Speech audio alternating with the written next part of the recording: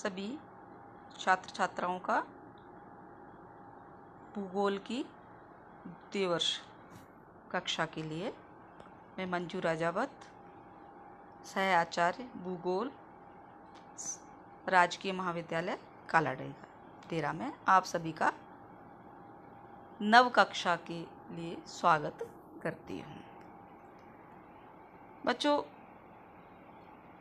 आप लोग द्वितीय वर्ष में आ गए, महाविद्यालय नहीं खुले, आप कॉलेज नहीं आ पा रहे हैं, आपकी कक्षाएं बाधित हो रही हैं, तो सरकार ने आप लोगों की कक्षाओं में बाधा उत्पन्न न हो, इसलिए सभी छात्राओं को अध्ययन अध्यापन में परेशानी ना हो तो ऑनलाइन कक्षाएं लगाने का निर्णय लिया है। तो उसी कड़ी में मैं आपसे कुछ बात करना चाहती हूँ। प्रथम वर्ष में आपके पास 2 पेपर थे भूगोल के। पहला पेपर था भौतिक भूगोल और दूसरा पेपर था राजस्थान का भूगोल। द्वितीय वर्ष में भी प्रथम वर्ष की भांति ही आपके 2 पेपर हैं। पहला पेपर है संसाधन भूगोल और दूसरा पेपर है मानव भूगोल। अब संसाधन भूगोल और मानव भूगोल परीक्षा जो पेपर है उसका पैटर्न वही है, पिछले साल की भांति 75 नंबर का एक पेपर, 75 नंबर का दूसरा पेपर और 50 नंबर का आपका प्रैक्टिकल। तो इस वर्ष में आपको, पिछले वर्ष मैंने आप लोगों को राजस्थान का भूगोल पढ़ाया था, इस वर्ष में आपको मानव भूगोल का जो द्वितीय पेपर है उसको पढ़ाऊंगी।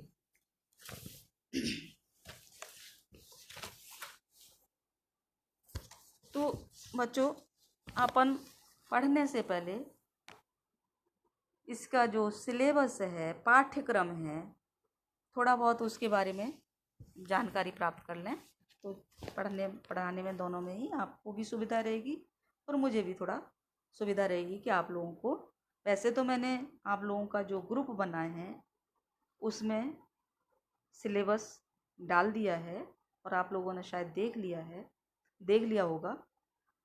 और मैं सभी बच्चों से एक बात कहना चाहूँगी कि आप लोग ज़्यादा से ज़्यादा मात्रा में व्हाट्सएप से जुड़ें। कुछ बच्चे जुड़े, हम लोगों ने जोड़ा और आप लोगों ने डिलीट कर दिया अपने, या वहाँ से लेफ़्ट कर दिया।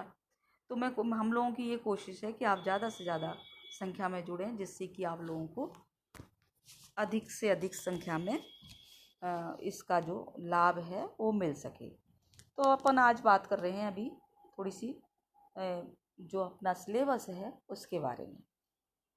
तो मानव भूगोल का जो द्वितीय पेपर है, इसका सिलेबस, पहला चैप्टर है मानव भूगोल का अर्थ, परिभाषा, उद्देश्य एवं विकास। इसके अंतर्गत अपन मानव भूगोल का क्या है, क्या उसका अर्थ है, क्या परिभाषाएं हैं, मानव भूगोल का क्या उद्देश्य है और इसका विकास क्रम क्या है, इसके बारे में चर्चा करेंगे, पढ़ेंगे। दूसरा, मानव भूगोल के आवश्यक तथ्य, वातावरण और उसके तत्व, वातावरण और मानव, मानव भूगोल की विचारधाराएं, मानव भूगोल के सिद्धांत, मानव भूगोल में द्वैतवाद, फिर आता है मानव की प्रजातियां, मानव वातावरण अंतर संबंधों का जीवन के ढंग पर प्रभाव, भारत की जनजातियां, जनसंख्या का वितरण एवं घनत्व, जनसंख्या वृद्धि, जनसंख्या का स्थानांतरण, जनसंख्या की विशेषताएं, जनसंख्या की समस्याएं एवं समाधान, जनसंख्या नीति और मानवीय अर्थव्यवस्था का विकास।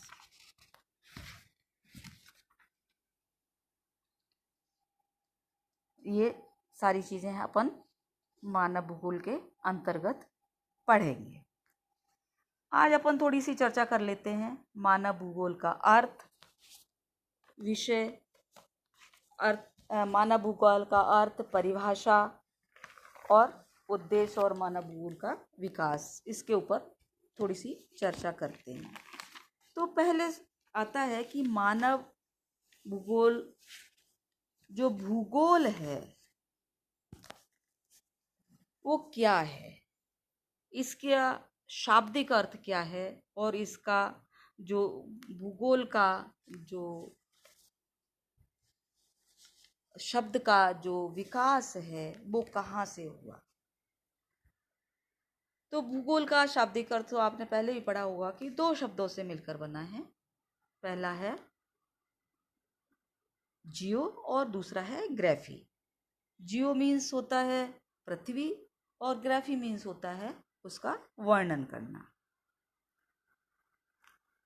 भूगोल शब्द ग्रीक भाषा से लिया गया है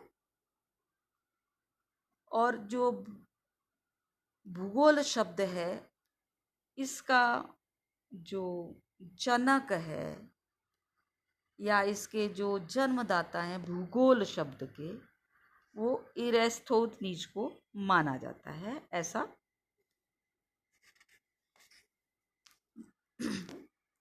अब आता है कि भूगोल के पहले तो भूगोल एक शब्द था अकेला, जिसमें हम पृथ्वी पर उपस्थित जितने भी भूदृश्य हैं उनका अध्ययन करते थे, जिसमें पर्वत, पठार, मैदान, नदियाँ, सागर, वर्षा, रेगिस्तान, वनस्पति, खनिज, जीव जंतु,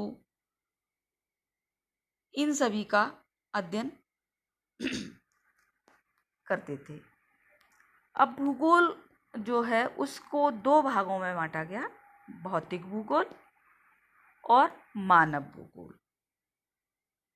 भौतिक भूगोल है, इसके अंतर्गत हम पृथ्वी को नियंत्रित करने वाले बल, पृथ्वी तल, थल, जल, पृथ्वी के सौर संबंध, मिट्टी, वनस्पति, जीव जंतु, जितने भी प्राकृतिक तत्व हैं, वातावरण के जो तत्व हैं, उनका अध्ययन हम भौतिक भूगोल के अंतर्गत करते हैं।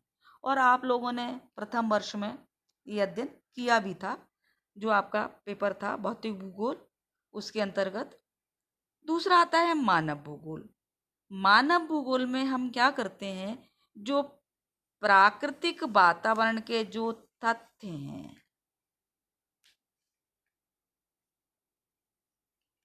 उन तथ्यों से किए गए संघर्ष एवं समायोजन के फलस्वरूप जो भूदृश्य होते हैं, भूदृश्य बनते हैं, हम उनका अध्ययन करते हैं। जैसे मानव जाति, आर्थिक भूगोल, कृषि भूगोल, बस्ती भूगोल, राजनीतिक भूगोल, सामाजिक भूगोल आदि, इनका अध्ययन हम करते हैं। अब आता है कि भूगोल, जो आधुनिक भूगोल है, आधुनिक मानव भूगोल है, इसका जो विकास है वो 18वीं शताब्दी से माना गया है। और इस भूगोल का जो आधुनिक भूगोल है उसका जनक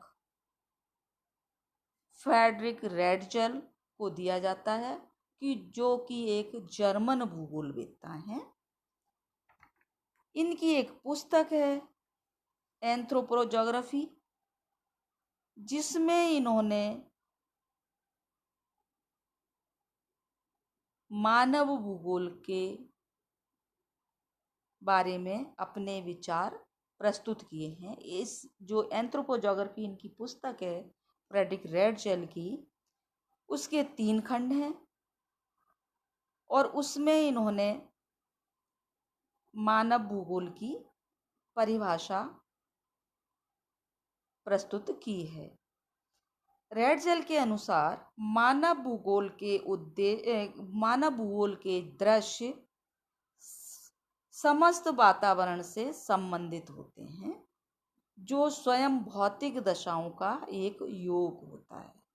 इन्होंने माना कि मानव भूगोल है कि जो दृश्य हैं वो जो हमारा वातावरण है उससे संबंधित होते हैं और जो स्वयं एक भौतिक दशाओं का योग है। जो रेडजेल थे, इनकी जो विचारधारा थी वो प्रकृतिवादी थी। ये प्रकृति में को ज़्यादा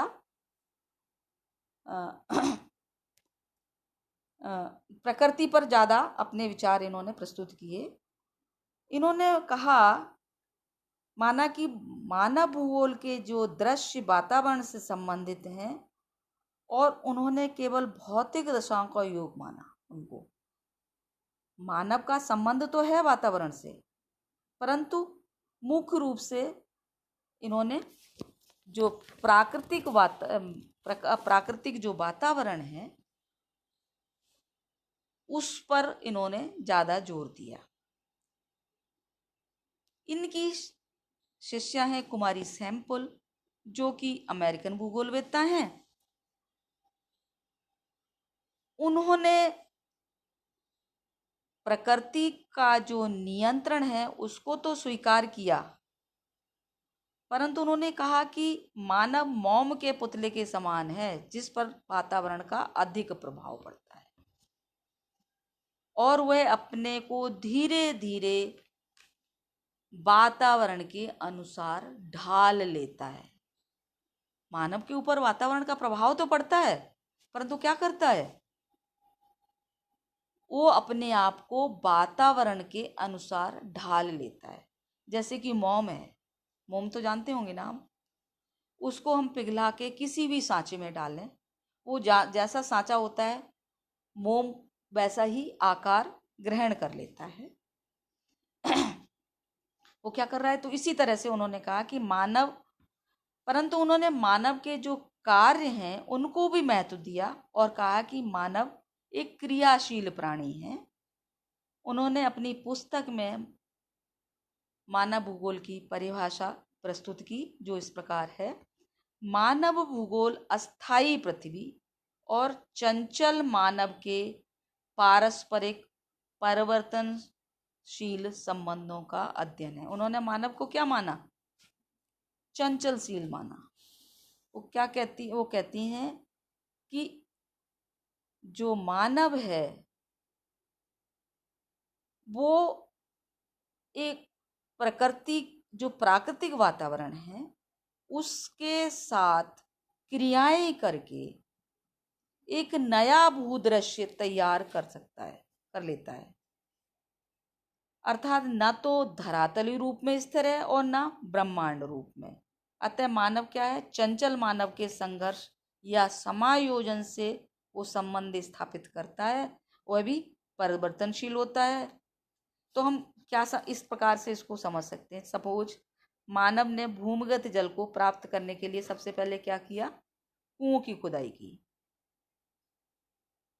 खुदाई की, रहट बनाया, हैंडपंप लगाए। जैसे जैसे क्या हुआ, मानव का विकास होता गया, वो उसमें परिवर्तन करता गया। विकास किसके साथ, समय के साथ उसमें परिवर्तन किया। पहले तो क्या था, उसने सिर्फ कुएं खोदे, फिर उसके बाद उसने रहट बनाए, रहट का निर्माण किया, उसके बाद हैंडपंप बनाए, और वर्तमान जिसे हम तकनीकी युग कहते हैं उसने नलकूप, जो हैंडपंप तो किसके माध्यम से चलाते हैं अपन, हाथों से हैंडपंप को चलाना पड़ता है। पर अगर हम वर्तमान में देखें, क्योंकि तकनीकी विकास हो गया, तो मानव ने क्या किया, विद्युत से नलकूप बनाए, ट्यूबवेल बनाए, और अब वर्तमान में सबमर्सिबल जो पंप हैं उनका निर्माण किया। तो धीरे धीरे मानव ने क्या किया, जैसे जैसे तकनीकी विकास बढ़ता गया वैसे वैसे उसने अपनी सुविधा के अनुसार उसमें परिवर्तन करता गया। तो जो रैडचेल थे उन्होंने माना था कि मानव प्रकृति का दास है, जबकि मानव प्रकृति का दास नहीं है। इनकी जो विचारधारा है रैडचेल की, ये कहलाती है निश्चयवाद या नियतवाद की विचारधारा। इसके बाद ये थे जर्मन भूगोलवेत्ता। इसके बाद आते हैं फ्रांसीसी भूगोलवेत्ता।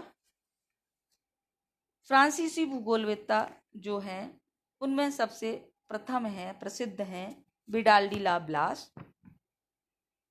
इन्होंने मानव भूगोल में जो परिभाषा प्रस्तुत की है, इनके अनुसार जो मानव भूगोल पृथ्वी और मानव के पारस्परिक संबंधों का एक नया विचार देता है, जिसमें पृथ्वी को नियंत्रित करने वाले का भौतिक नियम और पृथ्वी पर निवास करने वाले जीवों के आपसी संबंधों का अधिक संयुक्त ज्ञान समाविष्ट है। अर्थात मानव भूगोल धरातलीय प्राकृतिक भूदृश्यों तथा मानव द्वारा उनसे स्थापित संबंधों का ज्ञान है। यहाँ पर पृथ्वी को नियंत्रित करने वाले भौतिक नियमों का अर्थ प्राकृतिक वातावरण से लिया गया है। अतः प्राकृतिक वातावरण तथा जीवों, जिनमें मानव भी शामिल है, के पारस्परिक संबंधों का संयुक्त ज्ञान समाविष्ट है। विडाल डी ला ब्लास जो कि फ्रांसीसी भूगोलवेत्ता हैं, इनकी जो विचारधारा है वो है संभववादी विचारधारा। इनका मानना है कि जो मानव है वो प्राकृतिक वातावरण में परिवर्तन तो नहीं कर सकता, परंतु संभावनाएं तो खोज सकता है और उसके साथ अपना संबंध स्थापित करके वातावरण के, जो प्राकृतिक वातावरण है उसके साथ अपना संबंध स्थापित करके और अपना जीवन यापन कर सकता है, अपने आप को उसके साथ सरवाइव कर सकता है, उनके साथ संबंध स्थापित कर सकता है। इसी भांति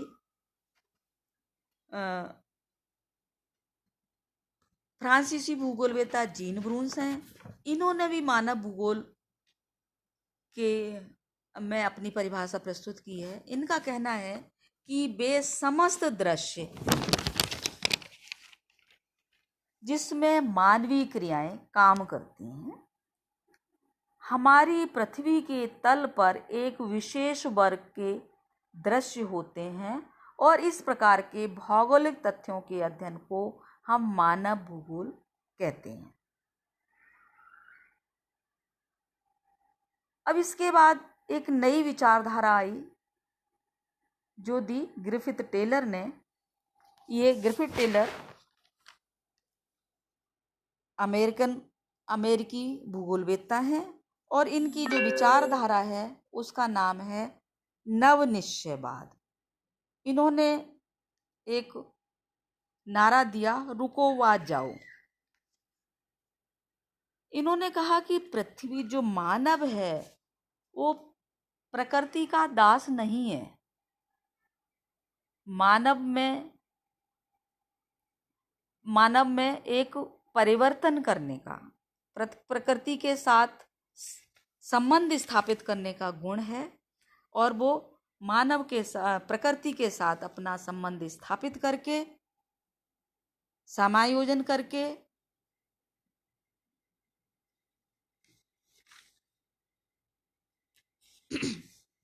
अपने वातावरण को नया रूप दे सकता है।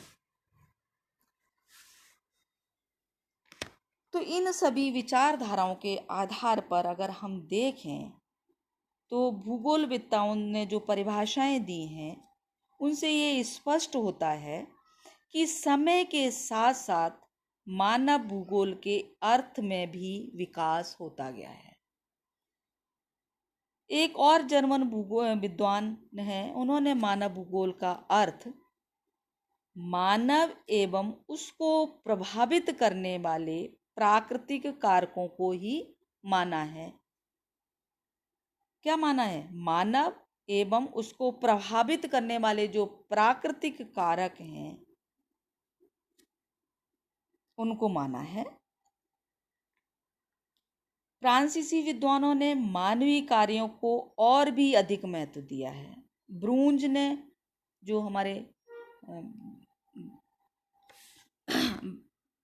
जीन ब्रूंज हैं, उन्होंने समस्त दृश्यों को जिनमें मानवीय क्रियाएं कार्य करती हैं मानव भूगोल के दृश्य माना है।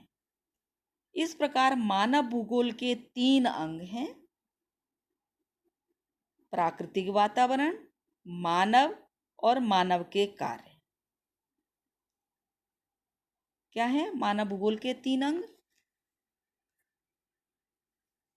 प्राकृतिक वातावरण, मानव और मानव के कार्य। इन सब का अध्ययन मानव विकास के लिए किया जाना चाहिए। तो इस आधार पर अगर हम देखें तो जो एक परिभाषा बनती है, नई परिभाषा, कि विभिन्न प्रादेशिक स्थितियों में मानव समूह के विभिन्न प्रादेशिक स्थितियों में मानव समूह ने वहाँ के स्थानीय भौतिक नियमों के साथ अपने आप को किस प्रकार स्थापित किया है और वह अपने जीवन की कठिनाइयों को कम करने के लिए अपने वातावरण के में किस प्रकार प्रयत्नशील है। मानव क्या करता है कि जिस क्षेत्र में वो रहता है वहाँ के जो भी भौतिक नियम हैं या जो भौतिक वातावरण है उनके साथ अपने आप को किस प्रकार ढालता है अपने आप, क्योंकि हर जगह का प्राकृतिक वातावरण अलग है।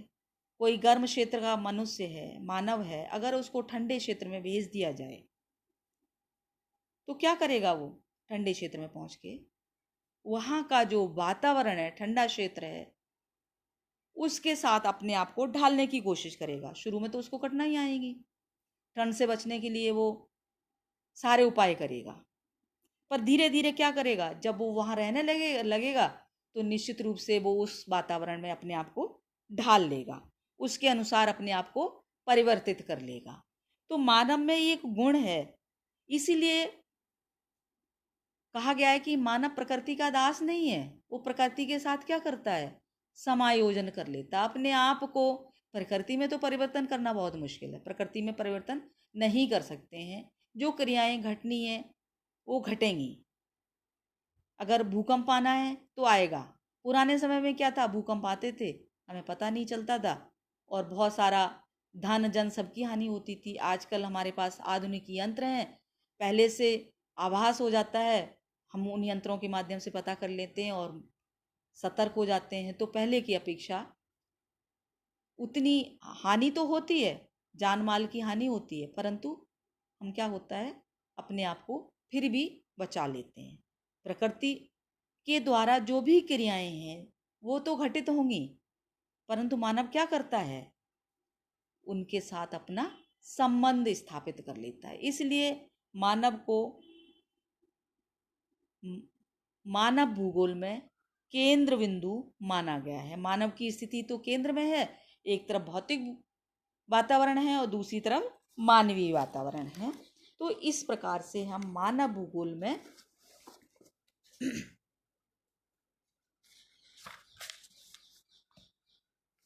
आज हम मानव भूगोल की परिभाषा और के बारे में अध्ययन करेंगे।